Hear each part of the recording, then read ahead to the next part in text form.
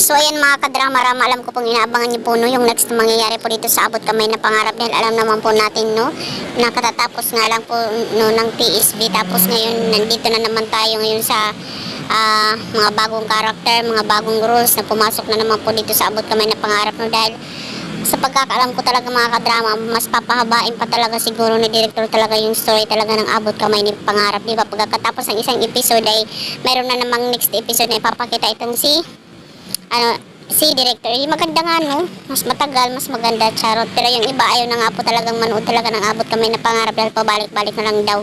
Pero iniiba naman talaga ni director yung mga story. Yun lang kasi hindi pa natin nakakamtan talaga yung revelation, yung mga gumawa talaga ng hindi mabuti no. At ngayon mga kadrama, alam naman po natin kung anong nangyayari no, dahil nga po sa itong si Annalyn, talagang magkikita sana sila ng nanay niya dahil magkakaroon nga po sila ng lunch together. Kaso nakita nga po itong si Annalyn at saka si Elias na bago niyang nakilala doon sa ospital ay talagang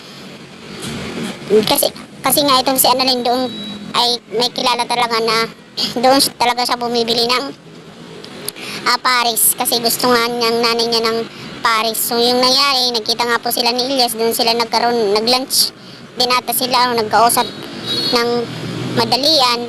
Tapos talagang dahil nga po yung lalaki na yun, naalala nyo po mga kadrama nung time na nakipagkita itong si Moira doon kina Zoe talaga at saka kina Dax. Talagang ginagamit lang talaga ni Moira itong si Dax kasi sabi ni Moira, may kakilala ka bang parang mga ganun ba, magaling talaga mag-shoot ng mga ganun firearm.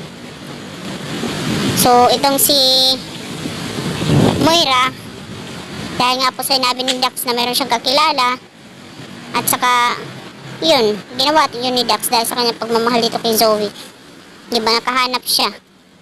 At alam naman po talaga natin mga kadrama na ngayon talaga andyan na naman itong si Eric at saka si Moira na magkasabwat na naman, pati talaga itong si Justina kahit ayaw niya naman talaga sa mga bagay na pinapagawa talaga ng daddy niya, lalong lalo na si Annalyn, pinupunteriya nila na sobrang napakabait daw.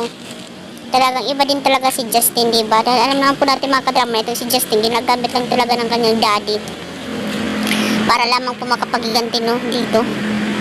Diba? Kawawa po talaga sila. Kahit si Zoe, wala din kalam-alam about dito. Sana nga po no is mapanindigan talaga ni Justin talaga yung kung ano talaga yung tama, diba? Para maipakita niya sa daddy niya na hindi talaga tama yung ginagawa ng daddy niya. Diba? Kasi hindi talaga maganda na ipagpatuloy talaga yun ng kanyang daddy. So wala na tayong magagawa mga kadrama, kahit nga yung daddy niya talagang binayaran si Moira ng attorney para makalabas talaga dun sa kulungan, diba? At saka itong si Dax din, binago yung statement, doble-doble na yung ano niya, naging malakas yung kanyang statement.